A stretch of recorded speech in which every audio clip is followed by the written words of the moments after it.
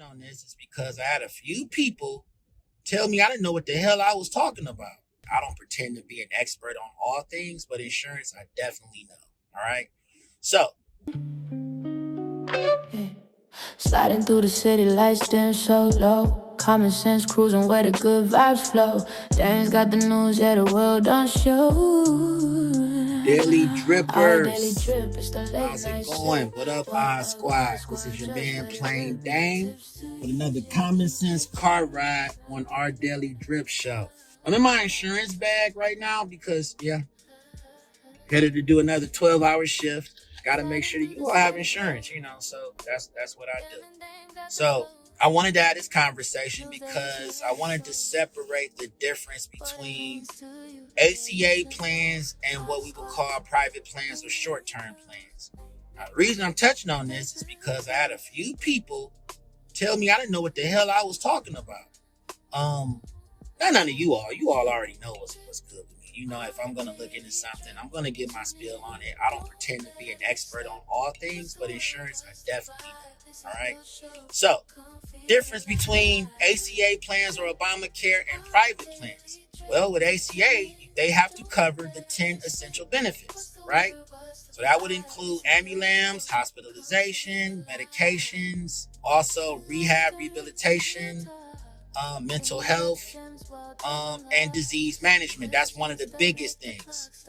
Disease management, which pretty much we will call pre-existing conditions, meaning if you already are being treated for something, there are certain plans that you just don't even look at. One of those will be the plans that I'm going to talk about now, which are short-term plans or private, as we call them, private PPOs. All right. Now, biggest reason why I would even talk to someone about a private PPO plan or a short-term plan, as they call them, is because, for one, they're extremely healthy. They're not dealing with anything. They just need something for preventative coverage. Some people tend to travel. Some people tend to go out of state a lot.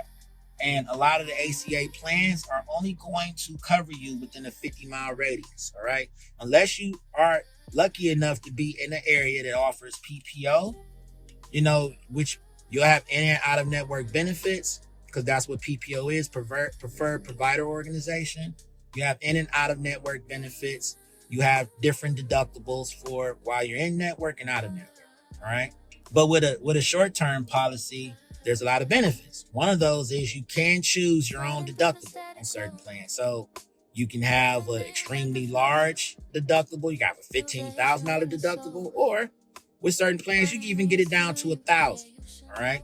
Some of those plans even offer family deductibles, meaning that up to 3 people can be covered under the same deductible. So there's a lot of different nuances with it, but it's very ideal for someone who is very healthy, who, for one, can't afford an ACA plan because their income, prices them out of it. Someone that's making upper hundreds of thousands of dollars, though, ACA it doesn't work for them. And these days, that means you're going to be spending, if you got a family, you're probably spending around $2,500 to $3,000, depending on the carrier and the tier plan that you're choosing. So short-term plans usually work.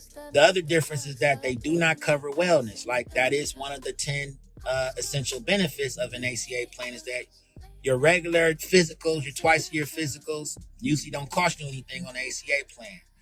With a private or a short-term policy, you will have probably a cemented copay. The good ones will offer you a cemented copay. Could be like $30. Some plans may say, hey, there's a 6-month waiting period, and we'll start covering some preventative stuff. They'll give you up to like $200, and you only pay like a $50 copay, stuff like that.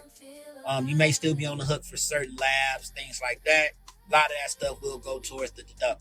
All right. To answer someone's question online that I kept getting, yes, there are plans out there that do not have to follow the 10 essential benefits that ACA does. They do not cover pre-existing conditions. Okay.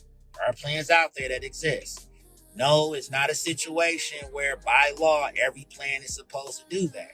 Now, a lot of the plans that I'm talking about, they may not be available in like New York, may not be available in California. In California, you can get an indemnity plan, but you have to pretty much attach that particular plan to like a major medical plan legally.